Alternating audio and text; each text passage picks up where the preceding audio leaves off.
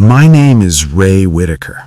I'm 58 years old and I've lived alone in the Bitterroot Mountains of Montana for 19 years. I came here after my divorce, after losing a baby, after realizing the life I'd built had quietly collapsed. I built a cabin with my own hands, no neighbors within 15 miles, no cell service, just me, the trees, and silence. For 19 years, I trapped rabbits, fished, gardened, and kept myself. I learned to read weather and bird behavior, to survive whiteouts, to be competent in ways I'd never been in my old life. The mountains became my home. The silence became my companion. Until January of 2022, I thought I understood this place. I thought I knew what lived in these mountains, what was possible, what was real. I was wrong. The storm came without warning, the way they sometimes do in the high country. I'd been out checking my trap line, a circuit of about 12 snares I keep running through the winter, and the morning had been clear enough. Cold, maybe 20 below, but clear. The kind of cold that makes your breath crystallize in the air and fall like glitter. The kind of cold that reminds you you're made of meat, and meat freezes. I was on my way back, riding the same trail I always do, when the sky changed. One moment I could see the ridge ahead, sharp against blue. The next, everything was white. Not snow falling, this was something else, a whiteout. The mountain had inhaled and forgotten to exhale. Visibility dropped to maybe 10 feet, then 5. I slowed the snowmobile to a crawl, trying to follow the trail by instinct more than sight. That's when I hit the drift. The machine bogged down hard, engine whining, track spinning uselessly. I tried rocking it back and forth, but the drift was too deep, too heavy. I was maybe 100 yards from my cabin, so close I should have been able to see the smoke from my chimney. But in the whiteout, I might as well have been on the moon. I killed the engine. The silence that followed was absolute, broken only by the wind. I've got a radio, but who was I going to call? The nearest neighbor was 15 miles away, and they probably wouldn't answer even if they were home. I dug myself out of worse situations. I started trudging toward where I thought home was, each step sinking knee-deep into powder. That's when I heard it. At first, I thought it was the wind playing tricks. The wind does that sometimes, makes sounds that shouldn't be possible. I've heard it whistle like a train, moan like a woman, shriek like something dying. But this was different. This was sobbing. Quiet at first, almost lost in the wind, then louder, desperate.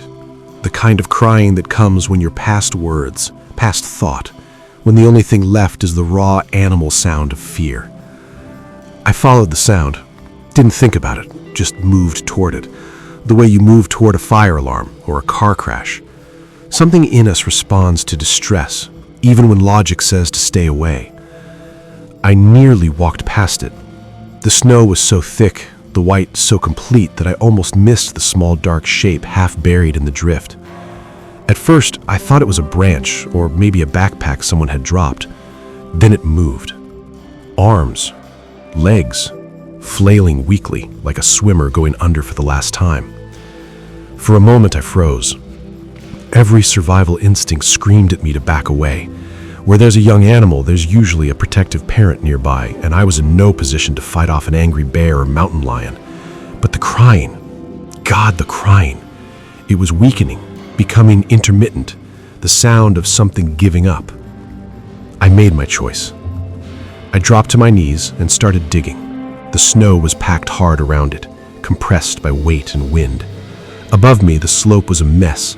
Trees sheared off at odd angles, exposed rock, the telltale signs of an avalanche. Small one, probably triggered by the storm, but big enough to bury whatever this was. My hands were numb. I wasn't wearing the right gloves for this. I tore at the snow anyway, scooping it away in great armfuls, cursing the storm, cursing myself for being out here, cursing the universe for whatever cosmic joke this was. The thing, I still didn't know what it was, had stopped crying. It was watching me with eyes that caught what little light filtered through the storm. Black eyes, huge, like pools of oil reflecting nothing and everything at once. When I finally freed it, I had maybe 3 seconds to take in what I was seeing before instinct took over. Its body was humanoid, arms, legs, torso, head, but the proportions were wrong. The limbs too long and flexible, the fingers too delicate, the feet too broad. It looked like someone had taken a bear cub and a toddler and somehow melded them into something that shouldn't exist, but did. I didn't have time to think about what it meant. The creature was shivering violently, its breath coming in short gasps. Hypothermia, maybe worse. I stripped off my coat and wrapped it around the small body, then scooped it up and ran.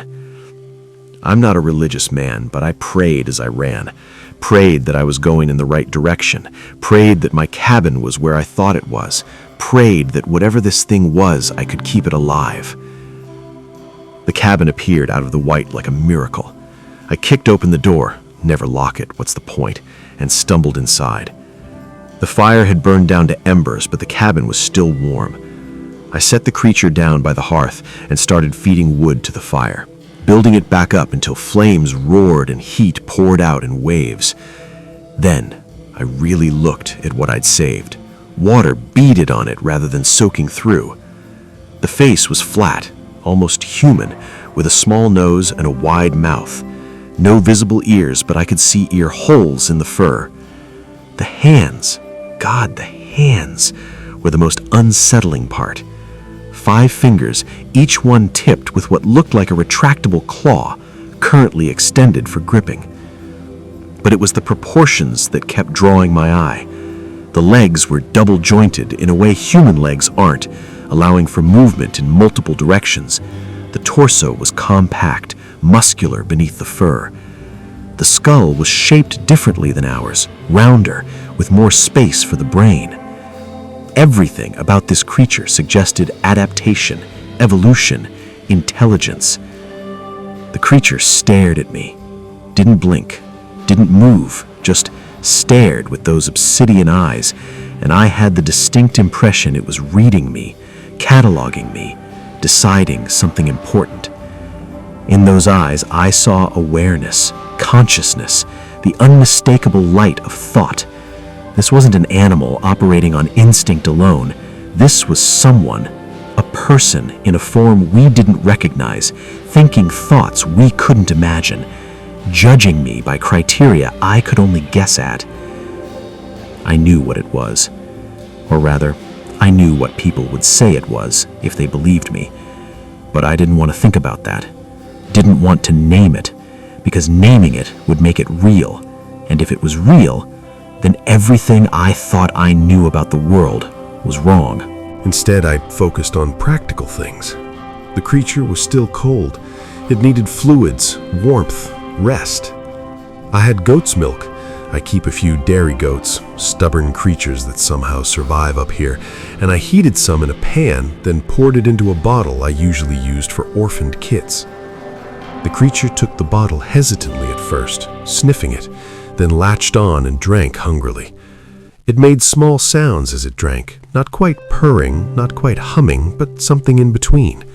Satisfied sounds, safe sounds. When the bottle was empty, the creature curled up by the fire, tucked its hands under its chin, and closed its eyes. Within minutes, it was asleep. I didn't sleep that night. I sat in my chair by the fire, my rifle across my lap, and watched the small chest rise and fall with each breath. I kept thinking about the avalanche, about the odds of me being in exactly the right place at exactly the right time. I thought about Linda, about the baby we'd lost, about the hole it had left in both of us. And I thought about what would happen in the morning. When dawn came, the storm had passed, leaving the world buried under 3 feet of fresh snow. The sky was that particular shade of blue you only get after a big storm, so clear and bright it hurt to look at. The creature was gone. The front door stood ajar, letting in a blade of cold air. Tiny footprints led from the hearth to the door, then out across the snow toward the tree line. I followed them to the edge of the clearing, watching as they disappeared into the forest. I figured that was that. For 3 days, I went about my normal routine. I dug out my snowmobile, I checked my traps, I split wood, I fed the goats. I tried not to think about what I had found in the snow, tried to convince myself it had been a hallucination brought on by cold and exhaustion. But the mind is a strange thing. The more I tried not to think about it, the more details came back. The texture of the fur, the weight of the small body, the intelligence in those black eyes, the deliberate way it had taken the bottle, the carefulness with which it had drunk. These weren't the movements of an animal. They were the movements of someone, a person trapped in a form we didn't recognize. I kept the bottle by the fire, and I kept looking at the tree line, waiting for something I couldn't name. The forest felt different now, more alive, more aware. The usual sounds, wind in the pines, ravens calling, the distant howl of coyotes, seemed to carry additional meaning, as if the mountain itself was speaking in a language I'd never learned to understand. On the 4th night, it came. I woke to a rhythmic thudding sound. Not random, like a branch hitting the cabin in the wind. Deliberate, measured. A slow, heavy beat that made the walls vibrate. Thud, thud, thud. I grabbed my rifle and went to the door. My heart was hammering so hard I could feel it in my temples. I took 3 deep breaths, the way I used to before jumping into cold water, then opened the door. It was standing in the clearing. 12 feet tall, maybe more. It was hard to tell because the moonlight cast shadows that made it seem even larger, like it was made of darkness and just borrowing a shape. But the shape, God, the shape was unmistakable. It was covered in long white fur that caught the moonlight and seemed to glow. Its shoulders were broad enough to block out the stars behind it. Its arms hung down past its knees, ending in hands the size of dinner plates. And its face. I could barely make out the face in the shadow, but I saw the eyes. The same obsidian eyes, but older, wiser, and filled with something that looked like rage. In one massive hand, it held my snowmobile upside down, effortlessly. I stood there frozen, the rifle suddenly feeling like a toy in my hands. What good was a bullet against something that could flip a 400-pound snowmobile like it was made of cardboard? The creature looked at me. Then it looked past me into the cabin. It sniffed the air, a deep inhalation that seemed to pull all the sound out of the night. Then it made a sound. Not words, nothing that could be transcribed or translated, but I understood it anyway. I felt it in my chest, in my bones, in the part of my brain that still remembers what it was like to be prey. It was a vibration, low and resonant, like a cello playing grief and anger and desperate fear all at once. Where is my child? I didn't move, didn't breathe, didn't blink. Every survival instinct I had was screaming at me to run, but I knew running would be worse. This thing could catch me in 3 steps. And then, from the edge of the forest, I heard a sound. A chirp. High-pitched and questioning like a bird call. The small creature burst from the tree line, running across the snow on all fours with a speed that seemed impossible for something so small. It chirped again, and the massive creature's expression changed instantly. The rage melted, the tension left its shoulders. It dropped to one knee, still towering over me kneeling, and scooped the small one into his arms with a gentleness that made me throat tight. The small one chirped and chittered, and I swear it was talking, telling a story. The big one listened, cradling it close, and I could see it trembling. Not from cold, from relief so profound it looked like pain. Then the small one turned its head and looked at me and waved. Yes, waved, a small, deliberate motion with one hand, fingers spread. The universal gesture of hello or goodbye or thank you. I raised my hand slowly, palm out, and nodded once. The father looked at me then, really looked at me, and for a moment I felt completely seen. Not judged, not threatened, just seen, the way you see someone who's done you an unexpected kindness. It turned away, still holding the small one, and walked to where it had dropped my snowmobile. With one hand it lifted it and gently, so gently, set it upright. Then it adjusted the handlebars, brushed some snow off the seat, and looked at me one more time. It nodded, and then they vanished into the forest, the white fur blending with the snow until I couldn't tell where the creature ended and the landscape began. I stood in the doorway until the cold drove me back inside. Then I sat by the fire until dawn, my rifle forgotten on the floor, trying to process what I'd just witnessed. I didn't sleep for 3 days after that. When I finally did, I dreamed of white fur and black eyes and the sound of chirping in the dark. And when I woke, I started building a fence. The fence wasn't meant to keep anything out. How do you fence out something that can flip a snowmobile with one hand? No, the fence was something else. A boundary, a line in the snow, a way of saying, I saw you, I respect you, I'll stay on my side if you stay on yours. I built it from cedar logs, splitting them myself, digging post holes through 3 feet of frozen ground. It took me 2 weeks, working dawn to dusk, and by the time I finished, my hands were raw and my back was screaming. But the fence stood, 8 feet tall, running in a rough semicircle around my cabin and garden plot. I didn't see them during those 2 weeks, but I felt watched. The hair on the back of my neck prickled whenever I worked near the tree line. Sometimes I caught movement in my peripheral vision, something white shifting between the trees, but when I turned to look, there was nothing. Spring came early that year. The snow melted fast, like the mountain was eager to shed its winter coat. By mid-March, I could see patches of brown earth, and by April, the first wildflowers were pushing through the mud. The melt revealed things the winter had hidden. Animal tracks frozen in ice, the scattered remains of a winter kill, and near the tree line, small offerings I hadn't noticed before. Smooth stones arranged in patterns, bundles of dried herbs hanging from low branches, scratches on tree bark that looked deliberate, purposeful. They'd been watching me all winter, leaving signs I'd been too busy, too focused on survival to notice. The thought made me humble and grateful in equal measure. I wasn't alone out here. I'd never been alone. I'd just been too wrapped up in my own solitude to see it. That's when I found the firewood.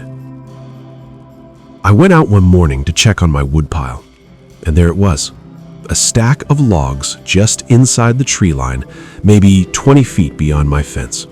Cut cleanly, split perfectly, stacked in a neat cord like someone had taken a forestry class. It wasn't my wood. I hadn't cut it, hadn't stacked it, and the cuts were strange. Too clean for an axe, too smooth for a saw. It looked like the logs had been pulled apart rather than cut. I stood there for a long time staring at the stack. Then I did the only thing that made sense. I hauled it to my woodpile and stacked it with the rest. The next day, I left a gift. Smoked fish. I'd caught a mess of trout the previous fall and smoked them in my shed. I wrapped a dozen in wax paper and left them where the firewood had been, weighting down the package with a rock. By morning, the fish were gone. We fell into a pattern after that.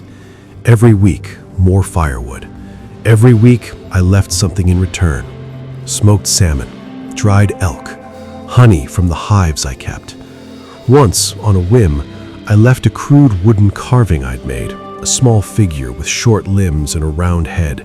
My first attempt at whittling something that wasn't purely functional, and it looked like a cursed gnome. I left it anyway. 3 nights later, the carving was gone.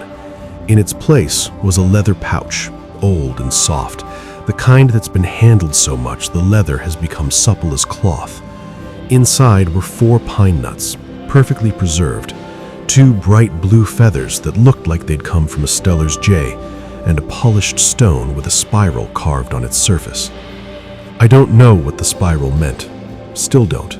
But I hung the pouch above my hearth that night, and it's been there ever since. The next week, I started building something new. A lean-to near the edge of my property, right at the fence line. Half shelter, half shrine. I built it carefully, using good lumber, making sure it was weathertight. I stocked it with food, dried meat, nuts, berries, honey. I added more carvings, a small pile of the smooth stones I sometimes found in the creek, a bundle of sage for smudging. I didn't know if any of this was right. I was making it up as I went, trying to speak a language I didn't know with gestures I could only hope were understood. The father came back on the night of the full moon in May. I heard him before I saw him, that same heavy footfall, but quieter now, more careful. I went outside and found him standing by the lean-to, examining it with those enormous hands, running his fingers over the joints where I'd fitted the beams together. He looked at me, nodded. Then he reached into a satchel I hadn't noticed before, roughly woven from plant fibers slung across his broad chest, and pulled something out. It was my carving, the cursed gnome, but modified. Next to the small figure, they'd carved another one, taller, thinner, wearing what looked like a hat. Details I'd never have been able to manage, individual fingers, features on the face, even the suggestion of clothing. It was me. They'd carved me next to the small one. The father held it out, waiting. I took it with shaking hands. He watched me look at it, and I had the distinct impression he was gauging my reaction. I looked up at him, this massive creature who could kill me without effort, and smiled. Actually smiled for the first time in what felt like years. He tilted his head, then made a sound, a low rumble that might have been laughter or approval or both. Then he turned and walked back into the forest, his white form disappearing between the trees like mist. I put the carving on my mantle, next to Linda's photograph. That's where it still sits. And that, I thought, was the beginning of something new. Summer came. I tended my garden. The gifts continued. Firewood, small carvings, once a bundle of medicinal plants I recognized from my time reading field guides. I left food, tools I'd made, small items I thought might be useful or beautiful. I didn't see them often, but I felt their presence, a watchfulness that wasn't threatening, just there, like having neighbors who respected boundaries but wanted you to know they existed. Then, in late August, the sky turned red. I smelled it before I saw it, that particular acrid smell of burning forest. By noon, smoke was crawling over the ridge like a living thing, thick and brown, turning the sun into a bloody disk. The fire was maybe 15 miles out, but in this dry country, 15 miles is nothing. I wet down my cabin and my garden, filled every container I had with water, and prepared to evacuate if necessary. The wind was blowing the fire away from me for now, but wind is fickle in the mountains. For 3 days, I watched the smoke build. For 3 days, I saw no sign of them. No firewood, no gifts, no movement in the forest. On the 4th night, he came, alone, covered in ash, limping. I rushed out before he reached the lean-to. He saw me coming and made a sound I've never heard before, low and guttural. Warning or exhaustion, I couldn't tell. He dropped something at my feet, then stood there swaying, his massive chest heaving. I looked down, a bundle wrapped in bark and tied with plant fiber. I untied it carefully. Inside, soaked with pine sap and streaked with what looked like blood, was a crude map. Their territory, marked in symbols I learned to recognize. Spiral for home, wavy lines for water, triangles for mountains. And near the center, drawn in something darker than sap, a cross. They needed help. I didn't think. I went inside, grabbed my pack, filled it with everything I could think of. Water bottles, first aid supplies, a knife, dried food, clean cloth for bandages. The father waited, leaning against the fence, breathing hard. Then we left. The trek took hours. He moved slower than I'd ever seen him move, favoring his left leg, stopping frequently to rest. I followed, trying to match his pace, my lungs burning from the smoke that got thicker as we climbed. We passed through canyons I didn't know existed, up slopes so steep I had to use my hands to climb, past rock formations that looked like teeth biting at the sky. The smoke turned the world into a hellscape. Everything filtered through red and brown, the sun invisible, the air thick enough to chew. Finally, we reached a hollow in the cliffside, a cave, its entrance hidden behind a fall of rock. The father paused at the entrance, made a soft chirping sound, then ducked inside. I followed. The temperature dropped immediately inside the cave, but the air was clearer, filtered somehow by the rock itself. My eyes adjusted slowly to the dimness.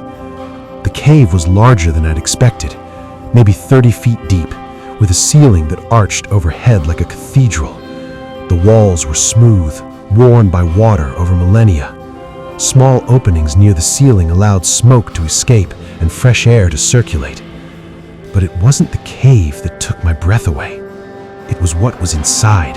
This was a home. Not a den, not a simple shelter, but a home. Beds made of moss and leaves, carefully shaped and maintained. Shells carved into the rock walls, holding bundles of dried plants, carved wooden implements, containers woven from grass. A small hearth in the center, the stones arranged in a perfect circle with a smoke hole directly above. Drawings on the walls, symbols and shapes I didn't recognize, rendered in what looked like charcoal and ochre. A family lived here, had lived here, maybe for generations.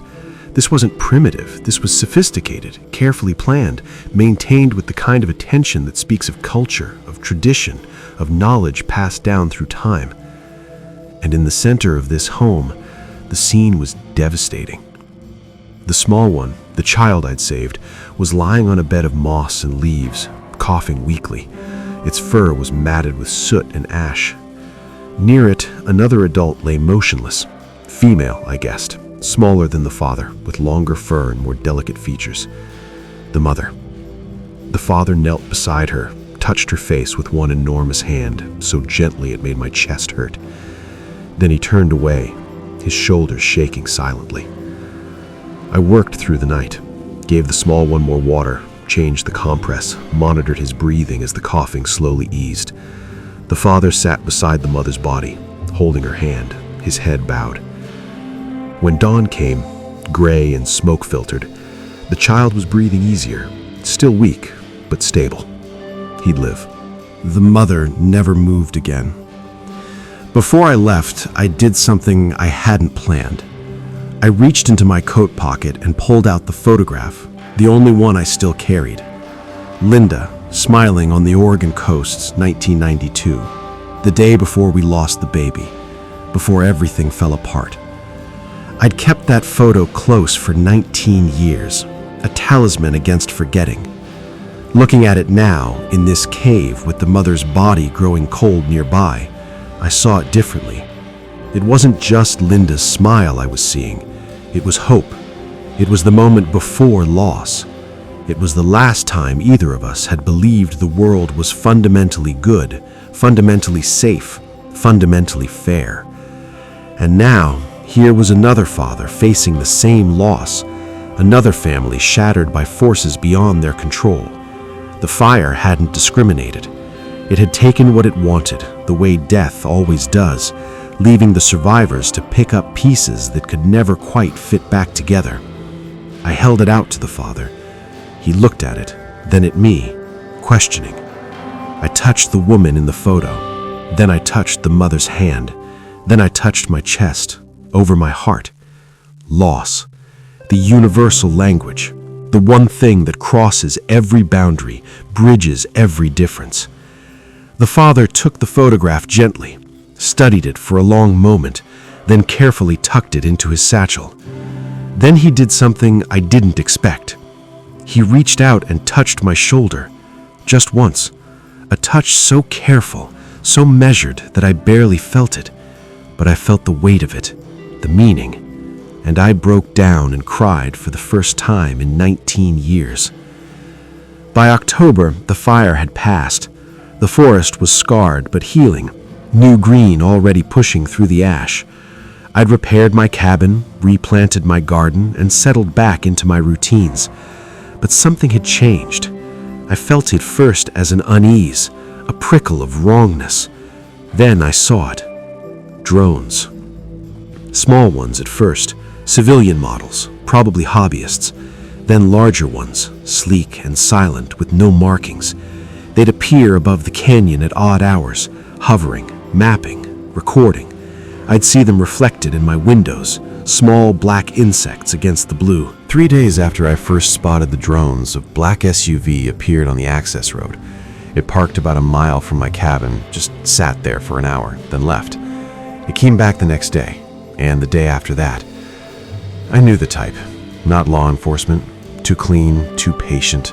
Not journalists, too quiet, too methodical. These were professionals, looking for something, someone. I didn't wave when they drove past, didn't acknowledge them, just watched through my window and felt my stomach turn to ice. That night, I went to the lean-to and left a new symbol carved in cedar, a square with a black dot in the center. Danger. Outsiders. Be careful. The next morning, the lean-to was gone. Not damaged, not burned, just gone, as if it had never existed. The ground where it stood showed no marks, no sign of disturbance, just an empty patch of pine needles, already collecting fallen leaves. I felt the absence like a physical weight. For months, the lean-to had been a connection point, a place of exchange and quiet communication. Now there was nothing. The gifts stopped, the firewood stopped, the sense of being watched faded. I found myself talking out loud to the trees, old habit from living alone too long, listening to the wind as if it might carry messages, waking up at night with Linda's photograph in my hand, not remembering how it got there. The SUV stopped coming after a week. The drones appeared less frequently, but the damage was done. They were gone, disappeared into the deep forest, taking with them whatever fragile trust we'd built. One night, in a moment of grief that surprised me with its intensity, I took Linda's photograph outside. I found a flat rock near where the lean-to had stood and placed the photo underneath it, a gift, an apology, a goodbye. By morning, it was gone. Winter came early that year, snow falling in October, temperatures dropping fast. I settled into the long darkness, preparing for months of isolation. I stopped looking for signs of them, stopped leaving gifts. The lean-to site remained empty, slowly being reclaimed by the forest, pine needles accumulating, small plants beginning to take root where it had stood. I told myself I was fine with it, that I should be grateful for what I'd been given. But the cabin felt emptier. The silence felt heavier. At night, I'd wake from dreams of white fur and obsidian eyes, my heart racing. Then, on the winter solstice, the longest night of the year, I found something new by my woodpile. A figure, woven from reeds and grass, dried and golden, human-shaped, about a foot tall, arms outstretched. On its chest, carved carefully into the woven surface, was a spiral. My hands shook as I picked it up. It wasn't a gift, it was a reminder, a message. We're still here, we're still watching. You were trusted, and you kept that trust. Your silence is part of the deal. I brought the figure inside and placed it on my mantle next to the carving of the two figures. I sat by the fire and thought about everything that had happened. The rescue, the father, the mother, the fire, the searchers, the silence. And I understood, finally, what they were asking of me. That's what you do when someone shows you their world and trusts you not to destroy it. You shut your mouth. You burn the spiral into your memory. You listen to the wind, and when it sings, you hum back quietly in a frequency only you can hear. In March, as the days grew longer and the snow began to soften, I heard laughter. Not human, not quite, but unmistakable. a series of playful echoes across the frozen pond behind my cabin.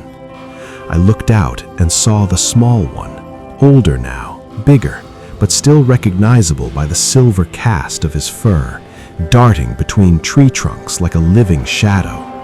He was practicing, moving, testing his speed and agility, growing into whatever he would become.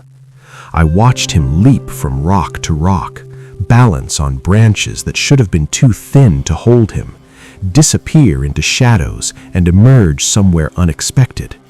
He was learning the skills he'd need to survive, the same way all things learn, through play, through practice, through the patient teaching of those who came before. Behind him, at the edge of the trees, I caught a silhouette, taller, broader, watching not just the child, but me, the father. We locked eyes across the clearing. He raised one massive hand just slightly, a greeting, an acknowledgement, and nodded. It wasn't goodbye. It was a beginning. I don't know what you think I am. A hermit? A lunatic? Some washed-up guy with too much time alone and not enough connection to reality? Maybe all of those things. Maybe none. But I know what I saw. I know what I saved. Not just a baby, though that's how it started. A family. A way of being. Something the world doesn't deserve but got anyway, because I happened to be in the right place at the wrong time and didn't screw it up for once. People ask why I write this down now, after keeping silent for so long. The answer is simple. I'm 58 years old. I've lived hard. My body aches in ways it didn't used to. My hands shake sometimes. And last winter I had chest pains that lasted 3 days. I'm not dying. Not yet. But I'm getting older. And the mountains don't forgive age. Someday, I won't be here. And when that happens, someone might find this cabin. They might find my carvings, my lean-tos, my offerings. They might wonder what the hell I was doing out here. This is for them. For anyone who finds it. Not as proof. I have no proof, and I wouldn't share it if I did. But as a marker, a warning, a whisper. They're out there. They're not what you think they are. They're not primitive. They're not mindless. They're not animals in the way you understand animals. They're people. Different from us, but people nonetheless. With families, with grief, with kindness, with the capacity for trust and the wisdom to know when that trust has been earned. In the months since that winter, I've thought a lot about what makes us human. Is it language? They communicate, just not in words we recognize. Is it tool use? I've seen their carvings, their woven containers, their carefully constructed homes. Is it culture? They have rituals, traditions, symbols that carry meaning across generations.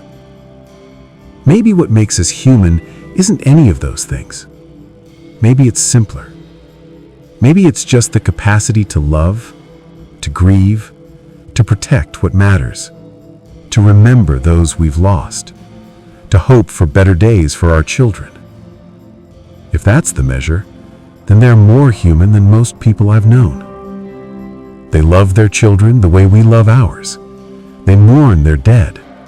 They remember kindness and repay it in ways that matter more than money or fame ever could. And they're hiding. Not from us specifically, though God knows we've given them reason enough. They're hiding for us.